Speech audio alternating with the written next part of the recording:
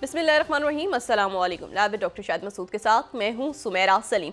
नाज़रीन, वज़ीर-ए-आज़म शहबाज शरीफ साहब की इत्तेहादी जमातों से मुलाकातों का सिलसिला जारी है। 27वीं आनी तरमीम पर मुशावरत अपने हतमी मरहले में दाखिल हो चुकी है, जहाँ MQM का बल्दियाती इख्तियारात का बड़ा मुतालबा भी सामने आया है। जबकि बरतानी फौज के सरबराह की army chief field marshal Syed Asim Munir साहब से मुलाकात हुई है और पाकिस्तान और अफगान तालिबान मुज़ाकरात का तीसरा दौर भी शुरू हो गया है। इसके अलावा भी दीगर मौज़ूआत पर आज हम गुफ्तगू करेंगे। वीडियो लिंक पे हमारे साथ मौजूद हैं डॉक्टर शाहिद मसूद। अस्सलाम वालेकुम डॉक्टर साहब।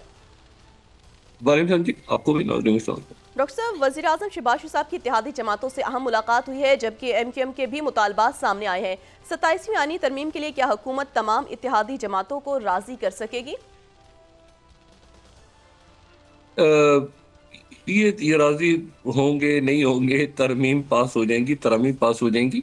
जी। और मैं मतलब हो चुकी है पास, अब उसमें तो हम क्या उसमें बहस करें, हो गई है तरमीम पास। और ये एक नए एक नया ग्रेट गेम, पता नहीं मुझे कहना चाहिए, ये इस्तेलाह इस्तेमाल करनी चाहिए या नहीं करनी चाहिए, क्योंकि उससे पहले जो ग्रेट गेम है, जो तारीखी तौर पे इसको कहा जाता है, वो तो जब रशिया और ये 19वीं सदी में रशिया और बरतानिया के दरमियान हुआ था ना ग्रेट गेम। जी। और उसमें दो सल्तनतें थीं, और उसमें रशिया एक्सपेंड हो रहा था, जी। और यहाँ से बरतानिया था। और फिर उसमें दो अफगान वॉर्स भी हुई थी, 1842 और 1842 में एक हुई थी, और एक 1880 में हुई थी, थोड़ी लेट। जी। 12 दो अफगान वॉर्स हुई थी। और फिर 1907 में फिर ये एक एग्रीमेंट हो गया था इसमें, जो बरतानिया और रशिया के दरमियान। और उसमें ये पूरी सेंट्रल एशियन स्टेट्स, अफगानिस्तान, बुखारा, समरकंद, ये पूरा एरिया जो था, ये बड़ा इम्पोर्टेंट हो गया था।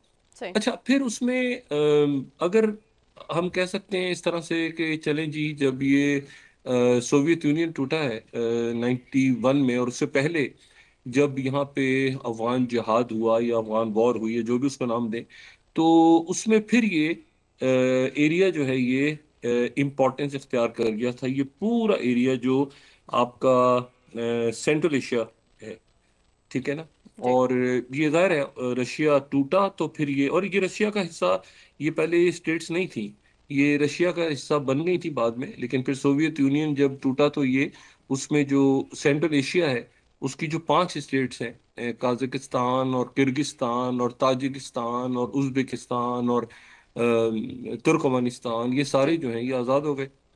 अच्छा, तो फिर ये सेकंड हम कह सकते हैं एक तरह से कि यहाँ पे बड़ा खेल हुआ। उसके बाद जब 9/11 के बाद अमेरिकन आ गए, तो फिर यहाँ पे एक इस रीजन में एक दोबारा आप कह सकते हैं कि तीसरा एक यहाँ पे ग्रेट गेम तो नहीं, लेकिन बहरहाल एक बड़ी जंग यहाँ लड़ी गई। अच्छा, सही। अब लेकिन अब एक सूरत हाल बड़ी इंटरेस्टिंग डेवलप हुई है। जी। और वो जो सूरत हाल है, वो आज एक प्रेसिडेंट ट्रम्प की मुलाकात हो रही है। सही। और वो मुलाकात जो है, वो बड़ी ही इंटरेस्टिंग मुलाकात है। सही। प्रेसिडेंट ट्रम्प जो हैं, वो आज सेंट्रल एशिया के जो 5 ममालिक हैं, जी। यानी किर्गिस्तान, ताजिकिस्तान, काजाकिस्तान, उज्बेकिस्तान, इन सब के साथ जो पांचों स्थान हैं, उनके सरबराहान के साथ प्रेसिडेंट ट्रंप की आज व्हाइट हाउस में मुलाकात भी हो रही है। और उसके बाद ये सेंट्रल एशिया के ये जो ममालिक हैं, ये प्रेसिडेंट ट्रंप के साथ, इनके जो सरबराहान हैं, वो प्रेसिडेंट ट्रंप के साथ अशाइया भी करेंगे। सही। अच्छा, अब ये बड़ी एक इंटरेस्टिंग बात है कि सेंट्रल एशिया को अगर हम देखें, तो ये सेंट्रल एशिया में अचानक ऐसा क्या है कि देखें, ये तो एरिया ऑफ इन्फ्लुएंस जो है, ये तो रशिया का है, जी। ठीक है ना। ये इसमें से 3 मेंबर जो हैं, वो CSTO में हैं गालिबन। कुछ मुल्क नहीं है CSTO में, लेकिन भारत एरिया ऑफ इन्फ्लुएंस ये चाइना का भी है।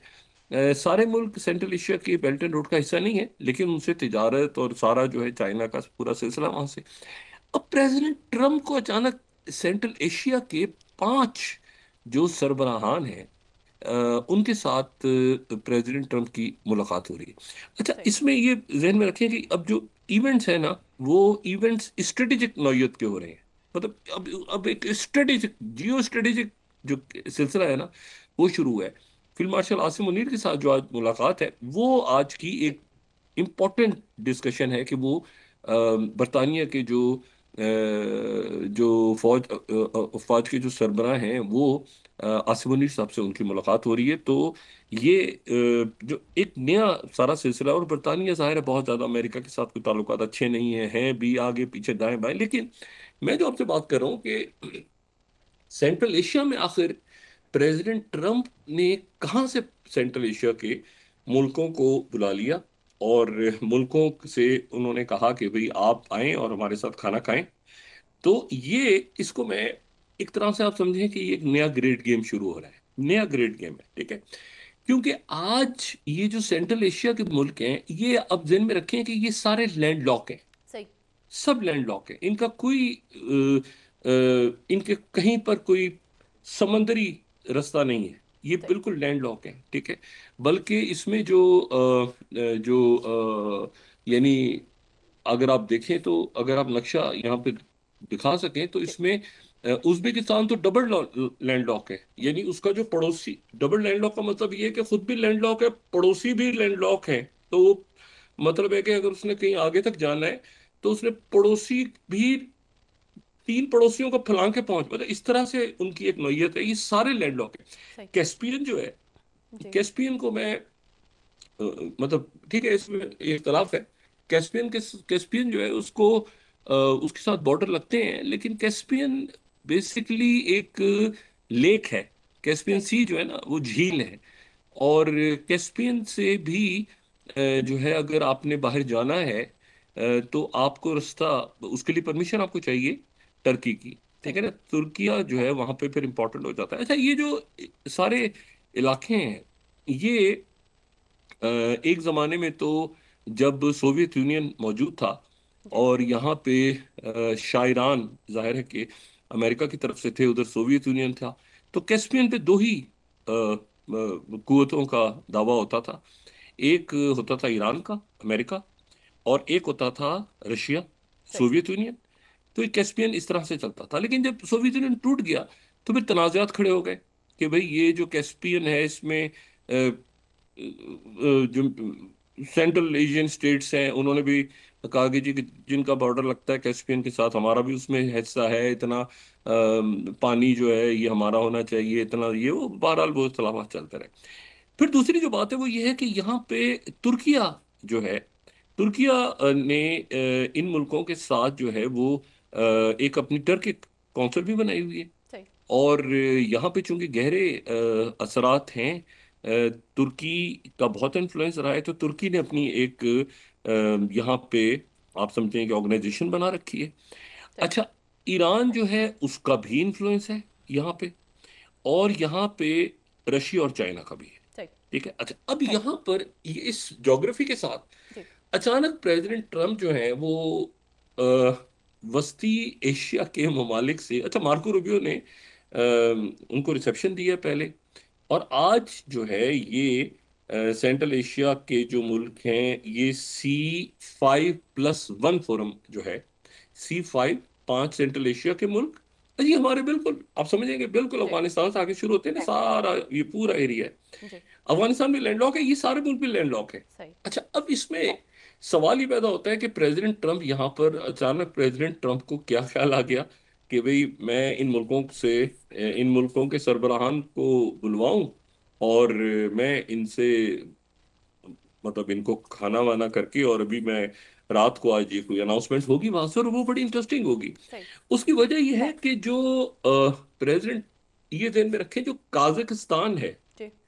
काजाकिस्तान, काजाकिस्तान जो है वो दुनिया का 40% यूरेनियम पैदा करता है। ये जी। सारा का सारा रेयर अर्थ मेटल्स और रेयर अर्थ मिनरल्स, या जो भी आप इसको नाम दें, ठीक है, ये उसका सारा खेल शुरू है। सही। मुझे अच्छी तरह याद है, मैंने 2017 में 18 में जब ये बातें करना शुरू की थी, तो बड़ा लोग को थोड़ा सा बोर भी हो जाते थे कि ये क्या बात कर रहे हैं, लेकिन ये है कि अल्टीमेटली वो दुनिया सारी उस तरफ गई है कि जहां ये रेयर अर्थ मिनरल्स और ये सारा। अब मैंने आपसे कहा ना कि 40% यूरेनियम काजाकिस्तान से आ रहा है दुनिया का। और अगर आप उसके साथ मिला दें उज्बेकिस्तान को, जी। तो ये दुनिया का 50% यूरेनियम है। अभी आप इसमें टाइटेनियम को और टंगस्टन को और बाकी जो मेटल्स हैं उनको आप साइड पे रखें, मैं आपसे बात यूरेनियम की कर रहा हूँ। सही। अच्छा, यूरेनियम तो क्यों यूरेनियम इंपॉर्टेंट है? इसलिए कि जो आपके ये जो डेटा सेंटर्स हैं आर्टिफिशियल इंटेलिजेंस के, तो डेटा सेंटर्स के लिए तो जाहिर है आपको अगर क्लीन एनर्जी चाहिए और उसमें आपको न्यूक्लियर एनर्जी आपको चाहिए, तो यूरेनियम आपको चाहिए। आपको पता है अमेरिका अभी तक रशिया से यूरेनियम लेता है। सही। ये कितनी इंटरेस्टिंग बात है। America Russia. सारी पाबंदियां पाबंदियां वो छोड़ दें साइड पे, जो यूरेनियम है जी। उसके लिए अमेरिका रशिया से कांटेक्ट करता है। सही। ठीक है। तो यहाँ काजाकिस्तान में 40%, और आप उसके साथ उज्बेकिस्तान को मिला दें तो 50%। 50% ऑफ द ग्लोबल यूरेनियम, पूरी दुनिया का यूरेनियम, यानी जो जिसके बगैर आपका, यानी न्यूक्लियर वेपन्स को तो छोड़ देना, अब जी। तो आपकी बात हो रही है कि ये जो इसकी ये डेटा सेंटर जो बनने हैं तो इनकी इलेक्ट्रिसिटी कैसे आएगी और इनको कितनी आप मैं उसमें टेक्निकल बातों में नहीं जाना चाह रहा, लेकिन सेंट्रल एशियन स्टेट्स जो हैं वो ना सिर्फ ये है कि यूरेनियम और रेयर अर्थ मिनरल्स हैं, बल्कि उनका जो एक माहौल है ना डेटा सेंटर्स के लिए चाहिए होता है कि जो कूलिंग भी हो रही है, साथ साथ ठंडे भी हो रहे हैं साथ, वो भी यहाँ पर अगर आप बनाते हैं काजाकिस्तान में और इन जगहों पे, तो ये भी अमेरिका के लिए बड़ा इस वक्त, और ना सिर्फ अमेरिका बल्कि सारा ही वेस्ट जो है और सारी दुनिया, अचानक उसको ख्याल आया है कि भाई एक मिनट, ये जो है ये दोबारा यहाँ पे हमें आना चाहिए। अच्छा, अब मैं सिर्फ अगर मैं स्लाइड दिखा सके ना, अगर जी। ये यूरेनियम रिसोर्सेज की, तो आपको इसमें अंदाजा होगा कि 28%, और इसमें नहीं नहीं उसको आप छोड़ें, मैं इस पे सेंट्रल, जो सेंट्रल एशिया का मिडिल कॉरिडोर है ना उस पे आए हैं, जो जी। सेंट्रल एशिया का मिडिल कॉरिडोर है। जी। अच्छा, अब इसमें मिडिल कॉरिडोर इंपॉर्टेंस इख्तियार कर गया है, सेंट्रल एशिया का मिडिल कॉरिडोर। कॉरिडोर। अच्छा, मिडिल कॉरिडोर जो है ये चाइना से शुरू होता है, उसके बाद ये अजरबैजान में आता है, सही। ये सॉरी काजाकिस्तान में आता है, फिर अजरबैजान में आता है, फिर जॉर्जिया में आता है, फिर तुर्किया में आता है, फिर तुर्किया से यूक्रेन, पोलैंड, यानी रशिया को और ईरान को बाईपास करता हुआ ये मिडिल कॉरिडोर जो है ये डायरेक्टली जाता है आगे तक। यानी आप समझें कि सेंट्रल एशिया को ये कनेक्ट करता है मिडिल कॉरिडोर, जिसमें रशिया भी नहीं है और जिसमें ईरान भी नहीं है। जी। और ये जो मिडिल कॉरिडोर है ये कनेक्ट कर रहा है सेंट्रल एशिया को डायरेक्टली यूरोप के साथ। सही। अच्छा, अब प्रेसिडेंट ट्रम्प जो हैं वो ये देख रहे हैं कि ये भाई ऐसा है कि मार्को रूबियो ने जो सेक्रेटरी स्टेट है, उन्होंने पहले इनके साथ मुलाकात की कल, और उन्होंने बड़ी जबरदस्त गपशप लगाई। ये सेंट्रल एशियन स्टेट्स के सरबराहान सारे वहां पे मौजूद है जी। वॉशिंगटन में। आज प्रेसिडेंट ट्रम्प उनके साथ खाना खाएंगे सही। और फिर एग्रीमेंट साइन होंगे, और बल्कि वहां पर ये भी बात हुई कि जी ये जो है ये सिर्फ कोई ऐसा नहीं है कि हम वहां पर कोई सिर्फ मतलब बयान बराए बयान देना है, या ऐसा नहीं है, ऐसा नहीं है। प्रॉपरली जो है वो वहां पे जो है वो अनाउंसमेंट्स होंगी, डील्स होंगी, वगैरह वगैरह वगैरह वगैरह। अच्छा, इसमें जो है मैं अगर हेग रिसर्च इंस्टीट्यूट की सेकंड, अगर मैं ये एक अभी इसी महीने एक रिपोर्ट आई है उनकी, अगर मैं वो दिखा सकूं, तो ये सेकंड अगर हम दिखाएं, from margins to core, the rise of Central Asia in the race for critical minerals. अभी पूरा सेंट्रल एशिया है, ये सही। ध्यान में रखें। ठीक है। और इसमें जो है वो अम, फिर उसके बाद जो है वो अगर मैं यहाँ पे आपको दिखाऊं, आस्ताना टाइम्स दिखाऊं 7, तो सेक्रेटरी स्टेट ये कह रहे हैं कि सेक्रेटरी स्टेट ने सेंट्रल एशिया के लिए और अमेरिका का चूंकि 10 साल कंप्लीट हुए हैं, ये C5+1 का जो फोरम बना था अमेरिका का सेंट्रल एशिया के साथ।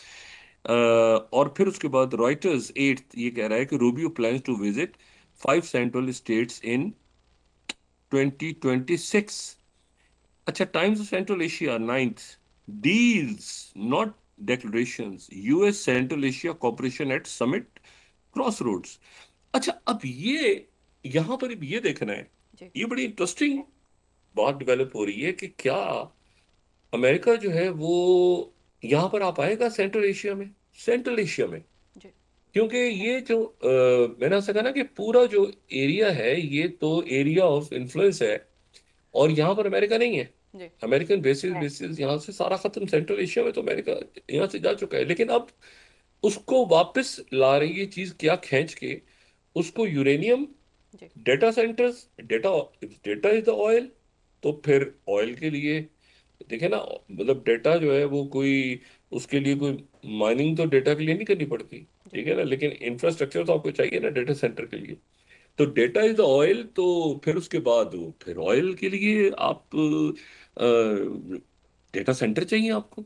तो डेटा सेंटर के लिए आपको क्रिटिकल मिनरल्स भी चाहिए और एक माहौल भी चाहिए, और फिर यूरेनियम भी चाहिए। जी क्योंकि बिजली आप जितनी बिजली खर्च होती है डेटा सेंटर पे, वो तो फिर आप यूरेनियम से, सिर्फ न्यूक्लियर से ही बना सकते हैं ना।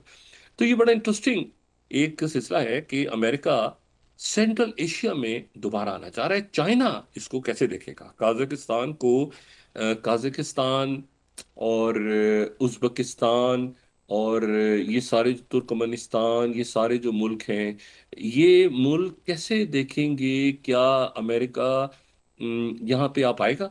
और क्या ये यानी आप देखें ना, यूरेनियम क्रिटिकल जो मिनरल्स हैं, जो क्रिटिकल मिनरल्स हैं, जी वो तो आपके है ना चाइना के पास।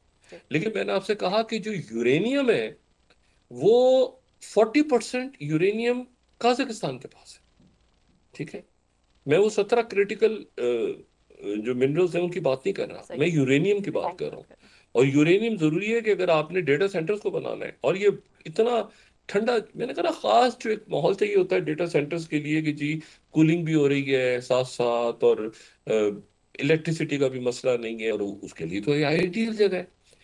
अब ये 5 जो रियासतें हैं इनके सरबराहान वहां पे मौजूद हैं, प्रेसिडेंट ट्रम्प के साथ आज वो डिनर करेंगे, और उसके बाद वो ऐलान कर देंगे। इसको चाइना कैसे देखेगा, और कैसे देख रहा है चाइना, और इसको रशिया कैसे देख रहा है।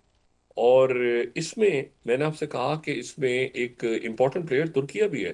जी क्योंकि मिडिल कॉरिडोर जो है, ये अमेरिका अगर यहाँ से कोई भी रास्ता बनाता है तो लाजमी तौर पे उसमें तुर्किया एक, तुर्किया के बगैर आप ये कैस्पियन से निकल नहीं सकते, यानी आपको तुर्किया की लाजमी जरूरत है, ठीक है। जी और तुर्किया जो है वो कैस्पियन से, ऑल्दो के कैस्पियन पे कोई बॉर्डर नहीं है तुर्किया के साथ, लेकिन तुर्की उसकी आउटलेट तो है ना, यानी जब आप बाहर निकलते हैं कैस्पियन और आगे जाके खुलता है तो उसके लिए तो तुर्की वहां पे मौजूद है। और आपको पता है कैस्पियन के अंदर लड़ाई भी बहुत ज्यादा हो रही है, ठीक है ना, ये जो यूक्रेन की जंग है ये कैस्पियन में भी हो रही है। तो इस पूरी सूरत हाल में प्रेसिडेंट ट्रम्प की जो ये मुलाकात है आज की, ये मेरा ख्याल है कि एक ऐसी मुलाकात है जो कि उस तरह से एक लॉन्ग टर्म, एक ग्रेट गेम जैसे होता है ना, जी कि अच्छा इसके अलावा कोई रास्ता और नहीं है, सही और कोई रास्ता नहीं है। अच्छा, इसमें यूरोप भी इन्वॉल्व है, इसमें वेस्ट भी इन्वॉल्व है, सब सेंट्रल एशिया को, सेंट्रल एशिया में आना चाहते हैं, इन्वेस्टमेंट्स कर रहे हैं, ये कर रहे हैं। यूरेनियम, मैंने आपसे कहा ना कि आप उसको छोड़ देंगे जी, वो जो ईवी बैटरीज के लिए या मिसाइल सिस्टम्स के लिए आपको क्रिटिकल मिनरल्स चाहिए, मैं आपसे बात कर रहा हूँ प्रॉपर यूरेनियम की। यूरेनियम जो आपके डेटा सेंटर को बिजली बना के देगा। वेपन्स को तो छोड़ दें, मैं आपसे बात उसकी कर रहा हूँ, डेटा सेंटर्स की, जी न्यूक्लियर एनर्जी। तो ये अब यहाँ पर ये पूरे रीजन में अमेरिका का दोबारा आना, जी और यहाँ पर अमेरिका का बिल्कुल ये कि चाइना उसको कैसे देखता है, रशिया उसको कैसे देखता है, ये मुल्क क्या कोई एग्रीमेंट कर लेते हैं, और अगर एग्रीमेंट्स ये करते हैं सारे, तो वो क्या उस पर इम्प्लीमेंटेशन हो सकेगी, क्या ये अपने यहाँ बेसिस देंगे, क्या कंपनीज को ठेके देंगे, और क्या इस दुनिया में जो जाहिर है कि डेटा सेंटर के बगैर तो, और जब तक आपके पास डेटा सेंटर नहीं है तो डेटा सेंटर के लिए बिजली पूरा मतलब न्यूयॉर्क बंद करना है आपने, पूरा कैलिफोर्निया बंद करना है क्या बिजली के लिए? जब उसको आपके न्यूक्लियर जो प्लांट्स हैं उसके लिए आपको जो जीरो नेट एनर्जी चाहिए ना उसके लिए, जी। तो उसके लिए तो आप को फिर वो न्यूक्लियर चाहिए, ग्रीन एनर्जी। न्यूक्लियर वो यहाँ पे यूरेनियम है। अच्छा, रेयर अर्थ भी है लेकिन यूरेनियम तो मैंने आपसे कहा ना कि दो रियासतों में दुनिया का 50% यूरेनियम। अब प्रेसिडेंट ट्रम्प इनको जाहिर है कि इनके साथ बातचीत होगी, आज मुआहदे साइन होंगे, आज ऐलानात होंगे वहां पे सेंट्रल एशिया में। और सेंट्रल एशिया में मैंने आपसे वही बात की ना कि इसको चाइना और रशिया अब कैसे देखेगा, मतलब बिल्कुल खामोशी से चाइना। और आपको पता है काजाकिस्तान के अंदर दरमियान में वो एक अपराइजिंग हो गई थी, तो प्यूटिन वहां पहुंचे थे और वो सारा मामला कंट्रोल किया था और ये सारा। तो काजाकिस्तान में और यहाँ पर जो है वो अमेरिका कैसे आता है? इम्पोर्टेंट ये बाकी मुल्क तो हैं सारे, तुर्कमेनिस्तान वगैरह हैं, लेकिन रिमेंबर काजाकिस्तान, काजाकिस्तान बड़ा, काजाकिस्तान दुनिया का सबसे बड़ा लैंडलॉक, बहुत मैसिव काजाकिस्तान, मैप देखें मैसिव। तो काजाकिस्तान इंपॉर्टेंट है, 40% यूरेनियम। तो काजाकिस्तान में अमेरिका क्या, अब बिल्कुल काजाकिस्तान तो चाइना के साथ है जी। और उसके साथ अमेरिका अपना एक एग्रीमेंट साइन कर रहा है। और आज उनके जो सारे सरबराहान है वो प्रेसिडेंट ट्रम्प से मिल रहे हैं। तो ये मेरा ख्याल है कि एक बहुत बड़ा, मैं इसको ग्रेट गेम इसलिए कहूंगा कि if if the data is oil, जी। ठीक है, अगर डेटा ऑयल है आज की दुनिया में, जी। जो सब कहते हैं कि डेटा एक और ऑयल है, तो डेटा की माइनिंग तो नहीं होती ना। माइनिंग डेटा के लिए तो आपको इंफ्रास्ट्रक्चर चाहिए ना, तो इंफ्रास्ट्रक्चर पे डेटा सेंटर हो गया, ठीक है ना। जी। तो डेटा सेंटर्स अगर आपने बनाने हैं और वहाँ पे आपने तो डेटा सेंटर्स बनाने के लिए आपको क्या चीज़ें चाहिए, कि लवाजमात चाहिए ना डेटा सेंटर्स के लिए। तो ये जो पूरे रीजन में जहाँ जहाँ एआई पे और टेक पे काम हो रहा है इस वक्त, और ये आगे टेक्नोलॉजी का जो भी काम हो रहा है, चाहे वो ऑटोमेशन से रिलेटेड हो, जहाँ चाहे वो गल्फ कंट्रीज हो, चाहे वो देखें उधर तो सब सहारा के अंदर तो एक बड़ी प्रॉब्लम पैदा होगा ना। फ्रांस भी इसीलिए तवज्जो दे रहा है इन्वेस्टमेंट की, किसी तरह से यहाँ पे सेंट्रल एशियन स्टेट्स में आ जाए, क्योंकि जाहिर सी बात है कि वो यूरोप को भी यूरेनियम और बाकी सारी चीज़ों के लिए मुहताज होना पड़ता है। सही।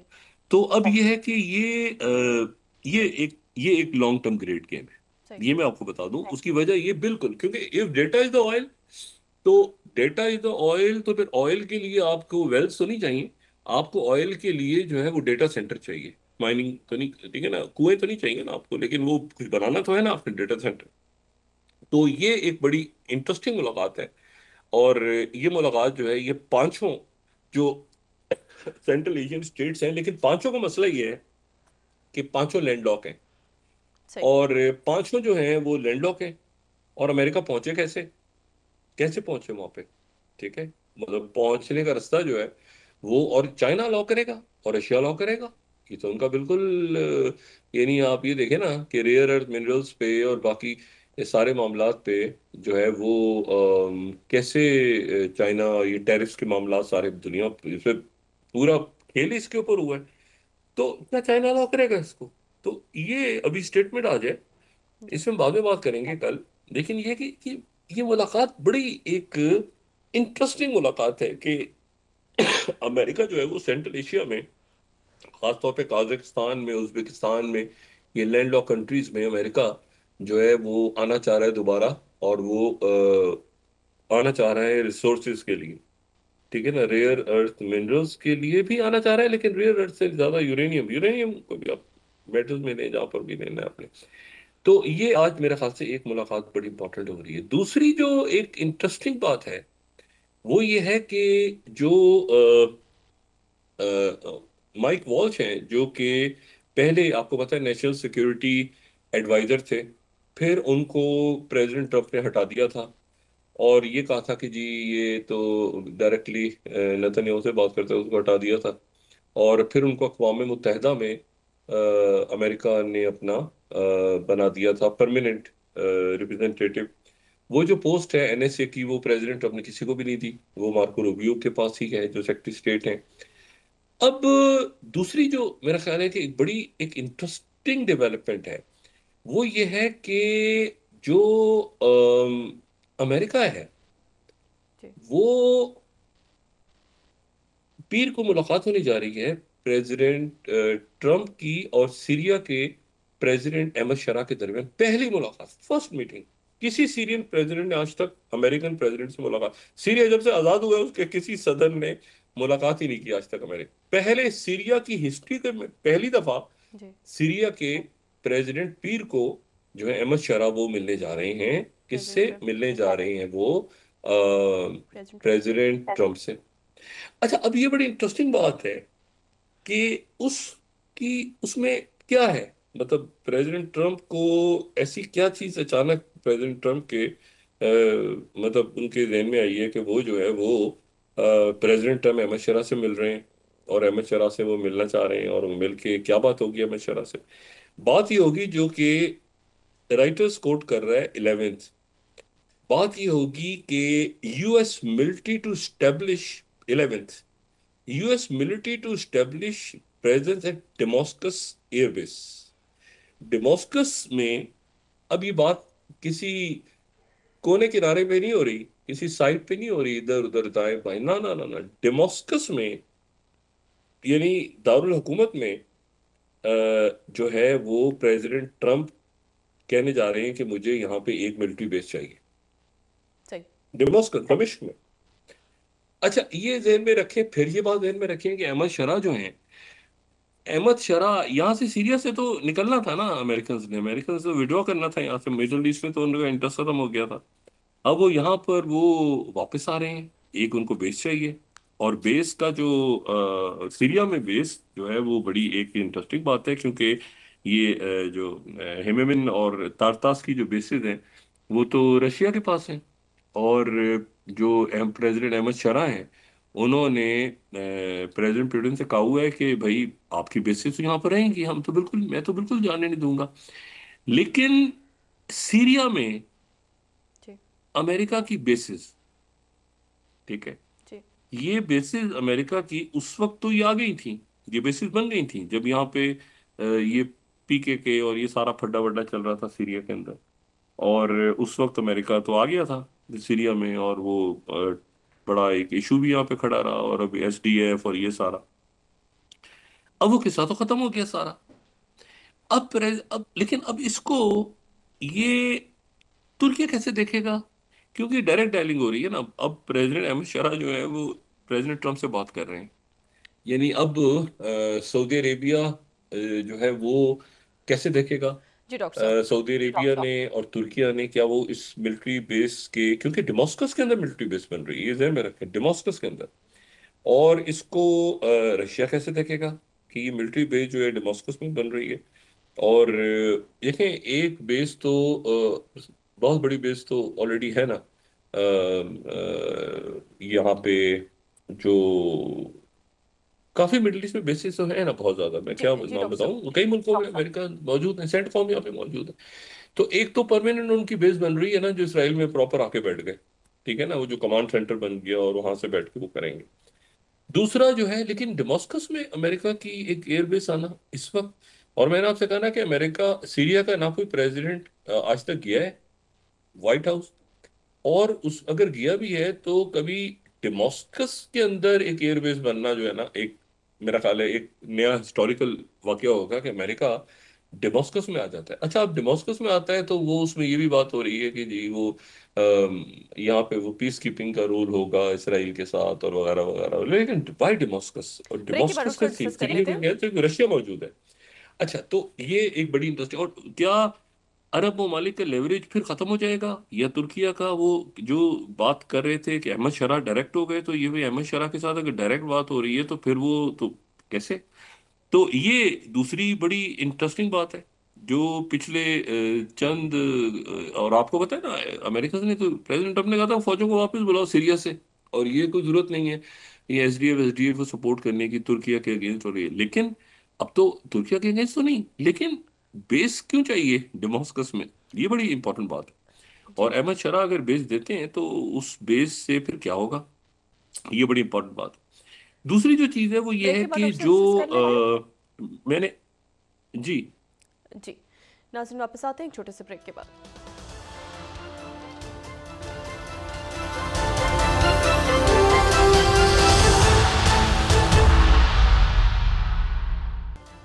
वेलकम बैक नाज़रीन। डॉक्टर साहब, बरतानी फौज के चीफ की जो आर्मी चीफ से मुलाकात हुई है, उसके इलाकाई सलामती और दिफाई ताउन पर क्या असरात मुरतब हो सकते हैं?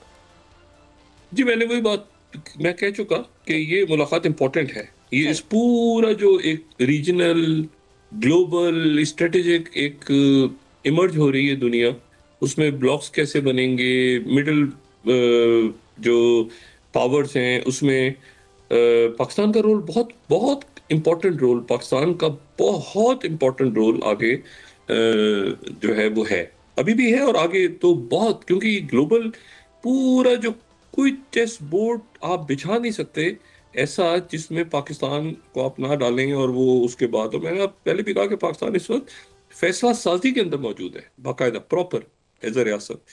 और चाहे वो सिक्योरिटी के मामलात हों या वो सफारतकारी के मामलात, हमने अपना सोशल अनरेस्ट खत्म करना है। ठीक है, और वो हम हमारा अंदरूनी मामला है, उससे जितनी जल्दी हम करके निकलेंगे उतना हम आगे निकल जाएंगे। जी, दूसरी जो बड़ी इंटरेस्टिंग बात हुई है, तो मैंने कहा ना डेमोस्को में माइक वॉल्स की बात कर रहा था, जी, जो कि यूनाइटेड नेशंस में अमेरिका के जो पहले नेशनल सिक्योरिटी एडवाइजर थे, फिर वहां पे परमानेंट रिप्रेजेंटेटिव बन गए। तो उन्होंने एक एक्स पे एक मैसेज डाला है और बड़ा इंपॉर्टेंट है। जी, एक्स पे उन्होंने मैसेज ये डाला है कि भाई उनकी जो है वो बड़ी जबरदस्त मुलाकात हुई है, सही। और ये उनकी नॉन परमानेंट मेंबर्स हैं अक़वाम मुत्तहिदा की सिक्योरिटी काउंसिल में इस वक्त, जिनमें पाकिस्तान भी है। और पाकिस्तान भी है जिनमें जिनमें साउथ कोरिया भी, जो ऑन मुल्क भी हैं, लेकिन इंपॉर्टेंट मुल्कों में पाकिस्तान एक इंपॉर्टेंट मुल्क है उसमें। सही। तो इन मुल्कों के साथ नुमाइंदों के साथ उनकी मुलाकात हुई है, लेकिन उस मुलाकात में दूसरे मुल्कों के नुमाइंदे भी शामिल हुए थे। सही। और वो जो मुल्क थे उनमें सऊदी अरेबिया, यूएई, और फिर उसके बाद जो है वो UAE, Saudi Arabia, Qatar, Turkiye, जी, इजिप्ट, ठीक है, सही। जॉर्डन, जी, ये सारे मुल्क भी वहां पे उस मीटिंग में मौजूद थे, जिसमें ये उनकी मीटिंग हुई है, और उसमें वो जो करारदाद आनी है, उस करारदाद के ऊपर, उसके मुसव्वदे के ऊपर काफी लंबा चौड़ा डिस्कशन हुआ है। अच्छा, फिर ये बड़ी इंटरेस्टिंग बात है कि जो पैलेस्टीनियन डिप्लोमेट्स हैं, जो जी, उनके साथ भी अमेरिका के, पहले उन्होंने कहा कि अच्छा हम तो जानते ही नहीं है, फलस्तीनी अथॉरिटी भी साइड पे आ गई, वो उसको पता ही नहीं, नेतन्याहू को पता ही नहीं कि क्या हो रहा है भाई इधर। अच्छा, उनको बताया ही नहीं, वो टोटली आउट। अच्छा, ये 20 स्लाइड में कोट कर रहा हूँ। US convenes United Nation security council submits resolution, Jerusalem post की, regarding Gaza force, Israel not inform beforehand. ठीक है, जी, उनको इसराइल को टोटल आउट करके, और फिर वहां पे उनसे भी मुलाकात हो गई, और उनसे भी तुर्किया उसमें बड़ा इंपॉर्टेंट रोल प्ले करने जा रहा है, और तुर्किया बिल्कुल उसका हिस्सा है स्पोर्ट्स का, और तमाम मामलात में तो तुर्की और कतर जो है फिर वो बात कर रहे हैं सारे फलस्तीनी रहनुमाओं के साथ, और तमाम फलस्तीनी रहनुमाओं के साथ उनकी मुलाकात हो रही है। और फिर वो उसमें जाहिर है कि हमास का भी इनपुट है, बाकी सब करेंगे। तो उनके साथ मुलाकात करके, और फिर प्रेसिडेंट ट्रम्प, ये जो वहाँ पे टेक्नोक्रेटिक नाम है वो सारे फाइनलाइज हो रहे हैं, सारा का सारा जो भी करारदाद है। और अब वो जो करारदाद है, उस करारदाद को जाहिर सी बात है सिक्योरिटी काउंसिल में पेश होगी, जी, और वो करारदाद अमेरिका पेश करने जा रहा है। ये बड़ी इंटरेस्टिंग बात है सही। कि जो ट्रम्प प्लान है, पीस प्लान, ये वो ट्रम्प पीस प्लान है जिसको चाइना और रशिया एंडोर्स कर चुके हैं पहले। जी, तो इस पीस प्लान के अंदर भी जब ये आगे चलेगा, तो इस पीस प्लान के अंदर भी सीरिया के अंदर बेस का आना, लेबनान में बेस आ रही है, उधर आगे पीछे दाएं बाएं, तो ये जो सूडान में हो रहा है, इधर उधर है इधर, तो ये पूरा जो है ना, इसमें आप ये जो ग्लोबल पावर्स हैं, जो ग्रेट पावर्स का गेम है, उस गेम में ये बड़ा इंटरेस्टिंग हो गया है अब। सारा जो जियो स्ट्रेटेजिक सारा सिलसिला है कि, और मैंने आपसे कहा ना कि पाकिस्तान इस वक्त हर जगह पर जहां पर भी कोई बड़े डिसीजन हो रहे हैं, तो पाकिस्तान कहीं ना कहीं मौजूद है सफारती महाज पे, सिक्योरिटी के हवाले से। और मिलिट्री डिप्लोमेसी होती है ना आज की दुनिया में, जी तो मिलिट्री डिप्लोमेसी होती है। और कहीं आपको सॉफ्ट बात करनी होती है, और कहीं मिलिट्री से बात कर जबान में भी आपको फिर एक स्टाइल में खास अंदाज होता है कि जब बात करते हैं उस अंदाज में बात कर रही है। जो डिप्लोमेट्स हैं आपको डिप्लोमेटिक बात कर रहे हैं, वो बड़े जबरदस्त बात हो रही है इस वक्त सारी। तो ये जो ग्रेड मेरे लिए जो है ना, दो चीजें आज बस बड़ी इंटरेस्टिंग है, दो तीन चीजें। एक तो ये है कि डेमास्कस में बेस, जी डेमास्कस में पहली ही मुलाकात सीरिया के प्रेसिडेंट की तारीख में, और उसमें ही बेस डेमास्कस में।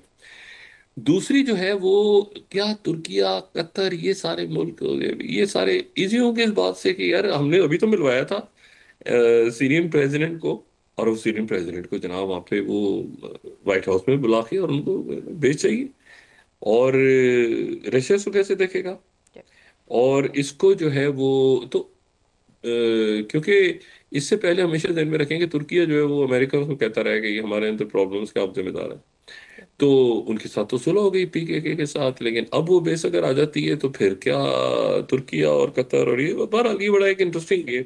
दूसरा, सेंट्रल एशिया के अंदर अमेरिका के प्रेसिडेंट का उनके सारे सरबराहान को आज अशाइया, और फिर ये कि यहाँ पर यूरेनियम के ज़खायर और बाकी जो रेयर अर्थ मेटल्स के लिए और मिनरल्स के लिए आना। देखें, वो तो बात हो गई थी ना, वो तो कोई इशू नहीं था। अमेरिका चाइना ने भी कोई इशू, ये इन्वेस्टमेंट करनी है हमने और वो पाइपलाइन के ऊपर सारी आ जाए। मेरा ख्याल है कि रशिया और चाइना को इसके ऊपर कोई इतराज नहीं है फिलहाल।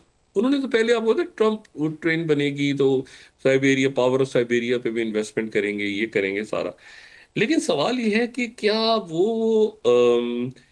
ये जो अरेंजमेंट होगा जिसमें यूरेनियम और रेयर अर्थ मिनरल्स के ऊपर डील होगी सेंट्रल एशियन मुल्कों के ऊपर, वो मुल्क जो कि लैंडलॉक हैं और टोटल जिनके दाएं बाएं आगे पीछे सिर्फ रशिया और चाइना और ये मुल्क हैं सारे। जी डॉक्टर तो साहब। ये कैसे इनको देखेगा चाइना और रशिया और अमेरिका को फिर दोबारा सेंट्रल एशिया में आना पड़ रहा है? जी। जी बहुत शुक्रिया डॉक्टर साहब, नाज़रीन के मतलब साथ। वो मजबूरन आ रहा है, उसके पास यूरेनियम ज़खायर नहीं है, उसको यहाँ से लेना है यूरेनियम, वरना वो डेटा सेंटर कैसे बनेंगे? जी। जी बहुत शुक्रिया डॉक्टर साहब, नाज़रीन के साथ ही आज का प्रोग्राम अपने इख्तिताम को पहुंचा। मुझे सुमेरा सलीम को इजाज़त दीजिए, अल्लाह ने के बाद। जी डॉक्टर साहब। अपने दोस्तों रिश्तेदारों को, ईद उल अज़हा के लोगों का सब ख्याल रखिएगा। अल्लाह हाफिज़।